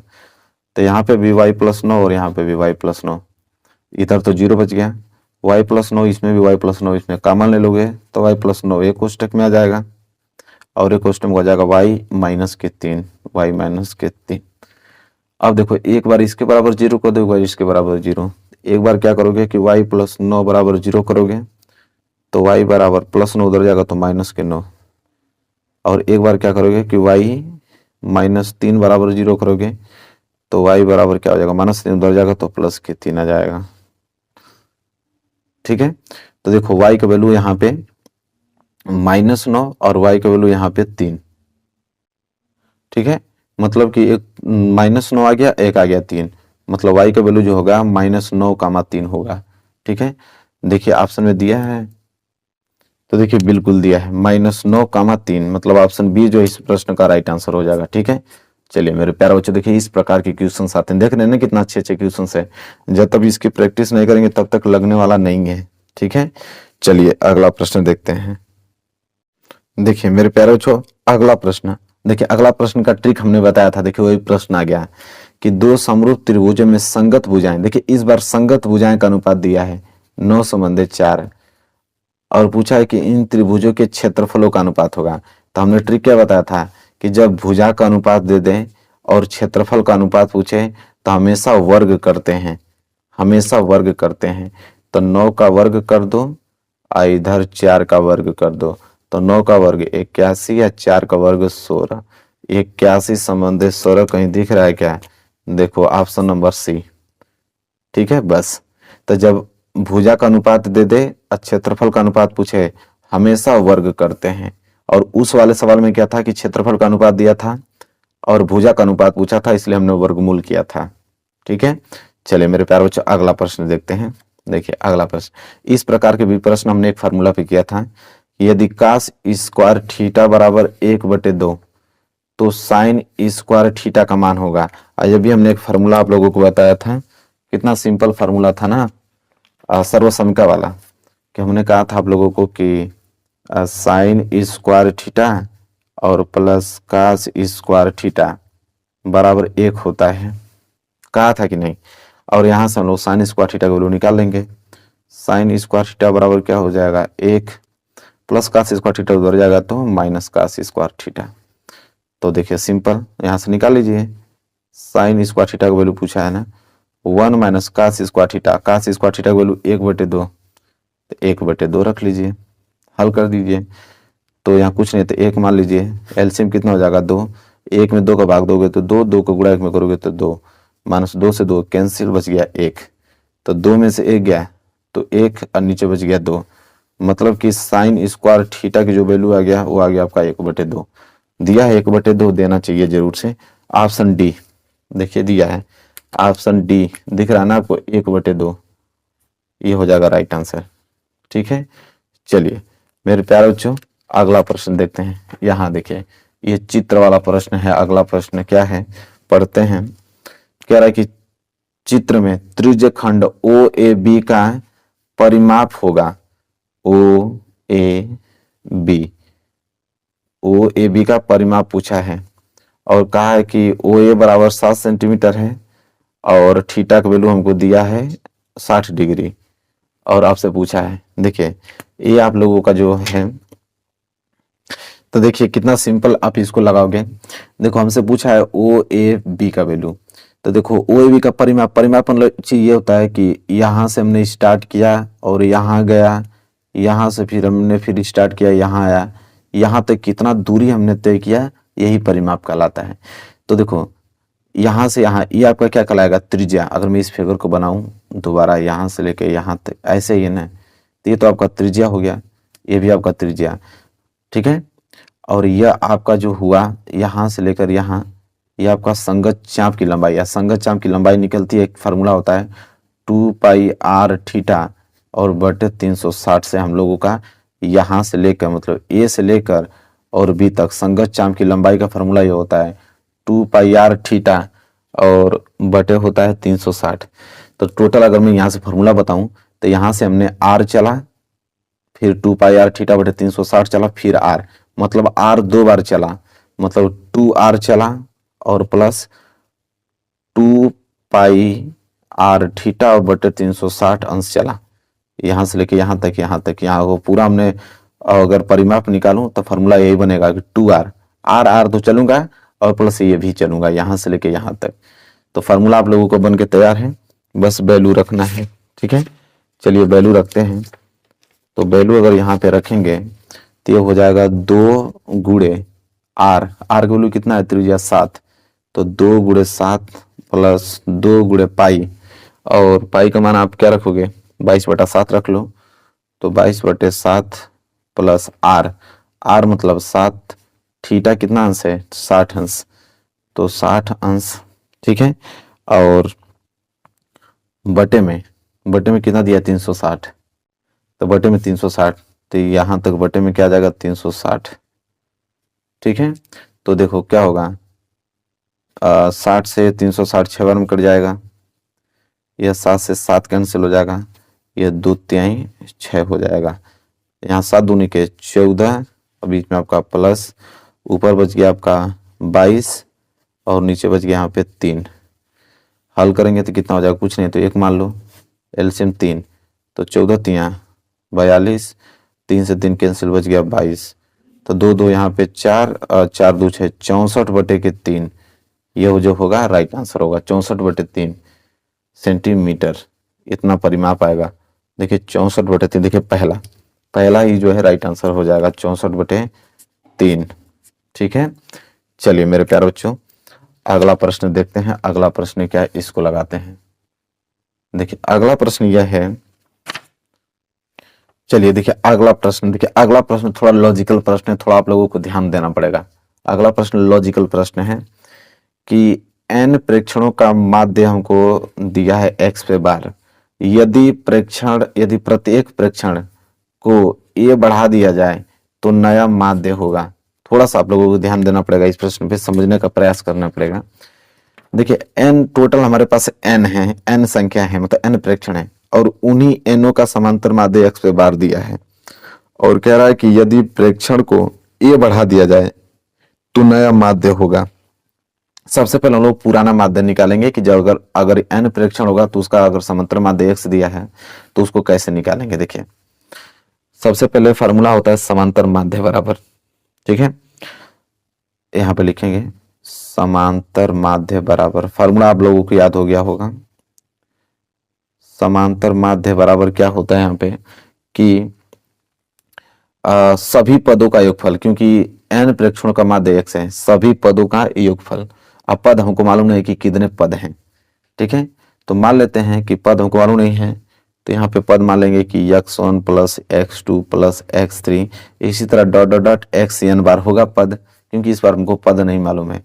तो समांतर माध्य हमको दिया है x पे बार, तो x पे बार बराबर होगा सभी पदों का योगफल। अब पद हमको मालूम नहीं है, लेकिन मान लेंगे कि x1 plus x2 plus x3 plus x4, इसी तरह xn बार है, और बटे में कुल प्रेक्षण n है बोला है, तो यहाँ पे n लिख देंगे। तो अगर यहाँ पे निकालेंगे तो आ जाएगा x पे बार इंटू n बराबर x1 plus x2 plus x3 और plus x4 dot dot dot xn, ये समीकरण नंबर पहला आ गया। तो वही कह रहा है कि यदि प्रत्येक प्रेक्षण को a बढ़ा दिया जाए, अगर इसमें a बढ़ा देते हैं तो नया माध्य क्या होगा। तो अगर हम नया माध्य की बात करें कि नया समांतर माध्य क्या होगा, नया समांतर माध्य, ठीक है, तो नया जो समांतर माध्य निकलेगा वो आप लोगों को निकलेगा कि क्या होगा, प्रेक्षणों का योग। प्रेक्षणों का योग मतलब x1, लेकिन इस बार इसमें a बढ़ा दिया है, तो ये हो जाएगा आपका x1 प्लस a, और अगला हो जाएगा x2 प्लस a, और x3 प्लस a। इसी तरह कहाँ तक, xn प्लस a तक होगा। और बटे में प्रेक्षणों का मतलब कुल प्रेक्षण कितना है, तो टोटल प्रेक्षण आपका n है। और यहाँ पे आप लोगों का निकल जाएगा कि x, अगर मैं इसको तोड़ूं अलग अलग से, अगर इसको अलग अलग ले लूं x1 plus x2 plus x3, तो ये आ जाएगा आपका x1। यहाँ से अगर मैं ले लूं x2 और यहाँ से ले लूं x3, अगर कॉमन ले लेता हूँ, ठीक है, तो x1 plus x2 plus x3 और प्लस कहाँ तक, xa तक, एक कोष्टक में हो जाएगा। इधर आपका हो जाएगा a plus a dot dot a, एक कोष्टक में। मतलब यहाँ पे x1 x2 x3 को अलग अलग कर दिया, इधर a जो जोड़ा हूँ उसको अलग अलग कर दिया, और बटे में आ जाएगा यहाँ पे n। ठीक है, यहाँ तक क्लियर है। चलिए देखिए, x1 plus x2 plus x3 plus x का वैल्यू यहाँ पे दिया है, x1 plus x2 plus x3, इसका वैल्यू कितना दिया है, x पे बार इंटू n, तो ये तो हो जाएगा x पे बार इंटू n। ठीक है, और यहाँ हो जाएगा आपका a plus a plus a plus a, कितना बार a होगा, तो मान लेते हैं कि n बार a होगा, तो n को गुणा a में कर देंगे तो टोटल इसका योगफल निकल जाएगा, तो ये हो जाएगा n इंटू a। ठीक है, और बटे में यहाँ पे हो जाएगा आप लोगों का n। अब करना क्या होगा, यहाँ से हम लोग कि यहाँ से अगर हम n कॉमन ले लें, तो n कॉमन ले लेंगे तो बचेगा क्या, x पे बार। ठीक है, हाँ, और देखिए यहाँ बीच में प्लस है, यहाँ प्लस हम लोग भूल गए हैं, बीच में प्लस है। ठीक है, यहाँ पे बीच में प्लस है, तो n कॉमन ले लेंगे तो यहाँ बचेगा x पे बार अब प्लस, यहाँ से n गया तो बच गया a, और नीचे बच गया n, n से n कैंसिल, तो बच जाएगा कि x पे बार प्लस a। ये आप लोगों का नया समांतर माध्य निकलेगा। तो ये क्वेश्चन थोड़ा सा डिफिकल्ट है, थोड़ा समझेंगे तभी आएगा, तो इसको रट जाइएगा आप लोग, नहीं समझ में आएगा तो। ठीक है, तो x पे बार प्लस a, ये जो राइट आंसर होगा। तो हम आगे ही बता दें कि क्वेश्चन थोड़ा लॉजिकल है, थोड़ा आप लोगों को समझना पड़ेगा। ठीक है, तो दिया है x पे बार प्लस a, मतलब पहला ऑप्शन इस प्रश्न का राइट आंसर हो जाएगा। इसको थोड़ा आप लोगों को ध्यान देना पड़ेगा, थोड़ा रटना पड़ेगा, रट जाइएगा। एक ही प्रश्न तो रटना है, वो भी नहीं रटेंगे तो एक दो बार वीडियो को देखेंगे तो समझ में आ जाएगा ये प्रश्न। चलिए, लेकिन अगला प्रश्न की अगर हम बात करें तो अगला प्रश्न को तो कोई रोकेगा नहीं आप लोगों को, ये तो एग्जाम में आना फिक्स है और हमेशा से आता है एग्जाम में, कि किसी धनात्मक पूर्णांक p के लिए दुनिया का कोई भी धनात्मक पूर्णांक अगर p है, उसके लिए प्रत्येक धनात्मक विषम पूर्णांक का रूप होगा p, p+1, 2p या 2p+1। इसका मतलब समझ रहे हो क्या कहना चाह रहा है, कह रहा है कि p का वैल्यू कोई भी हम धनात्मक पूर्णांक ले लें, कोई 1 ले लें, 2 ले लें, 3 ले लें, 4 ले लें, कुछ भी ले लें, धनात्मक होना चाहिए। तो अगर p का वैल्यू अगर मैं कोई भी संख्या लेकर अगर इसमें पुटअप करूं, तो रिजल्ट में हमेशा आपको धनात्मक विषम पूर्णांक आना चाहिए। बताइए किस रूप का होगा, तो p रूप का होगा, कभी नहीं होगा, क्योंकि p का वैल्यू 1 रखोगे तब तो विषम तो आएगा, लेकिन p का वैल्यू जैसे 2 रखोगे तो सम आने लगेगा, मतलब पहला ऑप्शन तो नहीं होगा। इसमें p का वैल्यू अगर 1 रखोगे तो 1 और 1 जोड़ोगे तो 2 आ जाएगा, तो विषम पूछा है ना, तो ये भी नहीं होगा। हमेशा विषम आना चाहिए, हमेशा। 2p यहाँ पे देख लेते हैं, यहाँ p का वैल्यू 1 रखोगे तो 2 एकम 2, ये भी आप लोगों का सम आ गया, तो बच गया यही राइट आंसर होगा। यहाँ पे p का वैल्यू आप चाहे कुछ भी रखो, p का वैल्यू 1 से लेके चाहे कुछ अनंत तक रखो, हमेशा आपको विषम पूर्णांक ही देखने को मिलेगा, वो भी धनात्मक। देख लो, p का वैल्यू 1 रखोगे तो 2 एकम 2 1 3, तो 3 धनात्मक विषम पूर्णांक है कि नहीं, बिल्कुल। p का वैल्यू 2 रखोगे तो 2 दूनी के 4 1 5, देखो 5 भी विषम पूर्णांक है। 3 रखोगे तो 3 दूनी के 6 1 7, ये भी आपको धनात्मक विषम पूर्णांक है। 4 रखोगे तो 4 दूनी के 8 1 9, ये भी देखो। मतलब कि p ही एक ऐसा है, धनात्मक पूर्णांक p ही ऐसा है कि यहाँ p का वैल्यू कुछ भी रखो धनात्मक पूर्णांक, रिजल्ट में आपको विषम पूर्णांक देखने को ही मिलेगा। मतलब किस रूप का है, तो 2p+1 के रूप का है। ठीक है, यह कहना चाहता है यह प्रश्न। चलिए, ये भी प्रश्न क्लियर हो गया होगा मेरे प्यारे बच्चों। अगला प्रश्न देखते हैं। चलिए मेरे प्यारे बच्चों, अगला प्रश्न देखिए। अगला प्रश्न क्या है कि बिंदु A, बिंदु B, बिंदु C, तीनों बिंदु जो हैं त्रिभुज के शीर्ष हैं, तो वह त्रिभुज कैसा बनेगा? समकोण त्रिभुज बनेगा कि समद्विबाहु त्रिभुज बनेगा कि समबाहु त्रिभुज बनेगा कि विषमबाहु त्रिभुज बनेगा? देखिए मेरे प्यारे विद्यार्थियों, जब भी इस प्रकार का प्रश्न आ जाए, सबसे पहले आप लोगों को एक त्रिभुज बनाना है। ठीक है, अब त्रिभुज हमने बना दिया। ये आपका ए है, ये आपका बी है, ये आपका सी है। अब देखिए ए का निर्देशांक आपको दिया है कि -4, 0 है। बी का भी दिया है कि 4, 0। सी का भी दिया है कि 0, 3 है। पूछ रहा है कि किस प्रकार का त्रिभुज बनेगा। सबसे पहले आप यहाँ पे ए बी के बीच की दूरी निकालोगे, ए बी की बीच की दूरी निकालोगे, इसके बाद बी सी की बीच की दूरी निकालोगे, इसके बाद ए सी की बीच की दूरी निकालोगे। अब तीनों की जब दूरी निकल जाएगा, इसके बाद आप देखोगे कि कौन सा त्रिभुज बनता है। तो सबसे पहले आप ए बी के बीच की दूरी निकालोगे, अलग अलग दूरियां सबकी निकालनी पड़ेगी। तो सबसे पहले हम लोग ए बी की निकाल लेते हैं, ए बी। ठीक है, तो ए बी के बीच की दूरी सूत्र वही होगा आप लोगों का x2 - x1 का होल स्क्वायर और प्लस y2 - y1 का होल स्क्वायर। तो यह हो जाएगा आप लोगों का x2।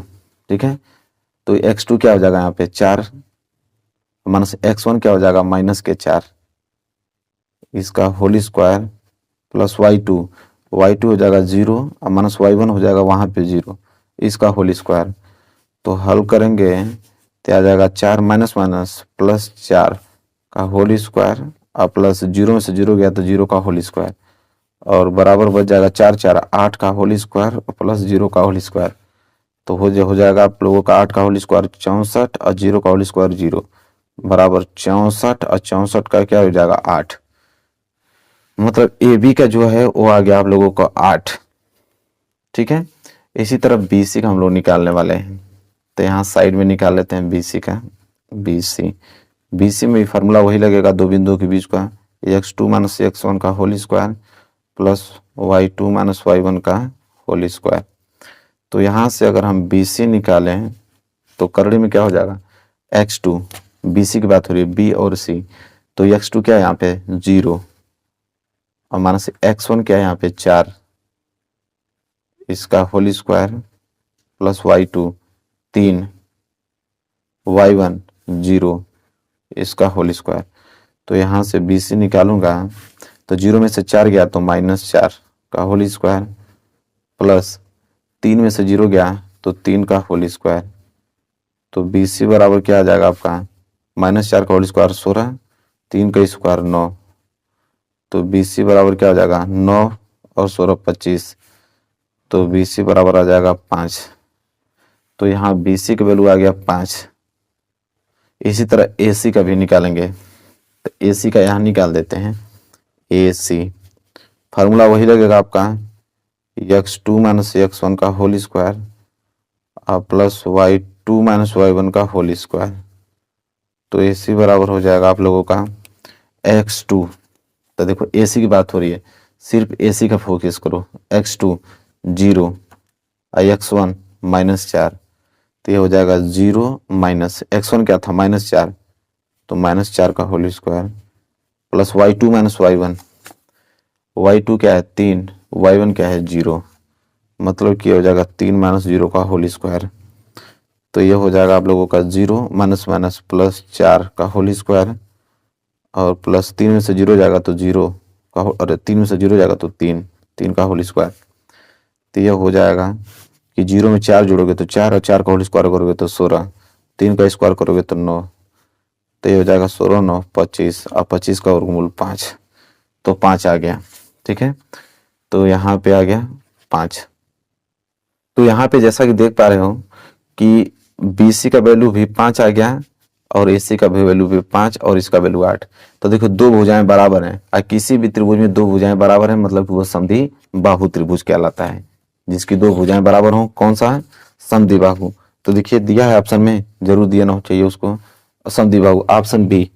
देखिए ऑप्शन बी जो है इस प्रश्न का राइट आंसर हो गया समद्विबाहु त्रिभुज। तो इस प्रकार के प्रश्न एग्जाम में आते हैं, इस प्रकार लगाना पड़ेगा आपको। ठीक है, देखिए ये 20वां प्रश्न देखते हैं। देखिए 20वां प्रश्न क्या बोला है कि यदि tan थीटा बराबर इतना हो, ठीक है, तो बोला है कि cos थीटा का मान होगा। ठीक है, देखिए सिंपल है। तो देखिए मेरे प्यारे विद्यार्थियों, एक फार्मूला होता है, आप लोग जानते हो कि 1 प्लस के 10 स्क्वायर ए और बराबर के सेक स्क्वायर ए, यह फार्मूला होता है। अगर मैं यहाँ से सेक की वैल्यू निकाल दूंगा तो कॉस की वैल्यू ऑटोमेटिक निकल जाएगी। ठीक है, तो चलिए यहाँ पे हो जाएगा 1 प्लस 10 स्क्वायर ए और 10 का वैल्यू कितना दिया है यहाँ पे 2ab और बटे में ए स्क्वायर माइनस के बी स्क्वायर। ठीक है, इसका क्या हो जाएगा होल स्क्वायर बराबर सेक स्क्वायर ए। ठीक है, यहाँ हो जाएगा। अब हमें निकालना है सेक स्क्वायर ए की वैल्यू। तो अगर मैं सेक स्क्वायर ए की वैल्यू निकालूं तो सेक स्क्वायर ए बराबर में इसको आगे कर दिया तो ये हो जाएगा 1 प्लस के 2ab और बटे में ए स्क्वायर माइनस के बी स्क्वायर का होल स्क्वायर। तो हमें सेक ए की वैल्यू चाहिए। तो अगर मैं सेक ए निकालूं तो यह वर्ग उधर जाएगा तो क्या हो जाएगा वर्गमूल में। तो वर्गमूल 1 प्लस 2ab और बटे में ए स्क्वायर माइनस के बी स्क्वायर और इसका हो जाएगा होल स्क्वायर। ठीक है, तो देखिए ये क्या होगा कि इसके स्क्वायर से यह करड़ी कैंसिल हो जाएगा। ठीक है, सिंपल बच जाएगा सेक ए बराबर 1 प्लस के 2ab और इधर बच जाएगा आपका ए स्क्वायर माइनस के बी स्क्वायर। ठीक है, यहाँ कुछ नहीं तो आप एक मान लो, ये हो जाएगा आपका ए स्क्वायर माइनस के बी स्क्वायर। तो यहाँ से भाग दोगे तो बचेगा ए स्क्वायर माइनस के बी स्क्वायर और प्लस ये कैंसिल हो जाएगा तो बच जाएगा 2ab। तो यहाँ से सेक ए बराबर आपका निकल जाएगा ए स्क्वायर माइनस के बी स्क्वायर और प्लस के 2ab और बटे में ए स्क्वायर माइनस बी स्क्वायर निकल जाएगा। जब सेक निकल गया तो यहाँ पे कॉस निकल जाएगा। कॉस ए जो होता है वो सेक का उल्टा होता है। कॉस ए बराबर होता है 1 अपान के सेक ए। तो कॉस ए बराबर यहाँ से आ जाएगा 1 अपान के सेक ए। सेक एक वैल्यू है आपका ए स्क्वायर माइनस के बी स्क्वायर प्लस के 2ab और बटे में है ए स्क्वायर माइनस के बी स्क्वायर। तो कहाँ चला जाएगा ऊपर चला जाएगा तो आ जाएगा आपका ए स्क्वायर माइनस के बी स्क्वायर और नीचे आ जाएगा ए स्क्वायर माइनस के बी स्क्वायर प्लस के 2ab। ठीक है, तो ये हो जाएगा आप लोगों का। तो ऊपर चला जाएगा A square minus B square और नीचे बच गया A square minus B square plus 2ab। अब यहाँ से ध्यान समझना, ऊपर तो बच गया ए स्क्वायर माइनस के बी स्क्वायर। अब देखिए ए स्क्वायर माइनस के बी स्क्वायर प्लस 2ab, ये जो फार्मूला होता है ये फार्मूला होता है ए स्क्वायर माइनस बी स्क्वायर का। तो इसके जगह में ए स्क्वायर माइनस बी स्क्वायर लिख दूंगा तो यह बच गया। ठीक है, किसका कॉस ए का वैल्यू देखिए दिया है कहीं ऑप्शन में ए स्क्वायर माइनस बी स्क्वायर और बटे में ए स्क्वायर माइनस बी स्क्वायर। ठीक है, चलिए अच्छा देखिए यहाँ पे एक चीज हमने भूल गया, यह माई प्लस होता है। मतलब ये जो फार्मूला आप देख रहे हो ये फार्मूला ए स्क्वायर प्लस बी स्क्वायर का होता है। ठीक है, तो ए स्क्वायर प्लस बी स्क्वायर आ जाएगा। तो ए स्क्वायर माइनस बी स्क्वायर और बटे में ए स्क्वायर प्लस बी स्क्वायर। देखिए दिया है ऑप्शन में कहीं, देखिए ऑप्शन बी। ऑप्शन बी जो इस प्रश्न का राइट आंसर हो जाएगा A square minus B square और बटे में ए स्क्वायर प्लस बी स्क्वायर।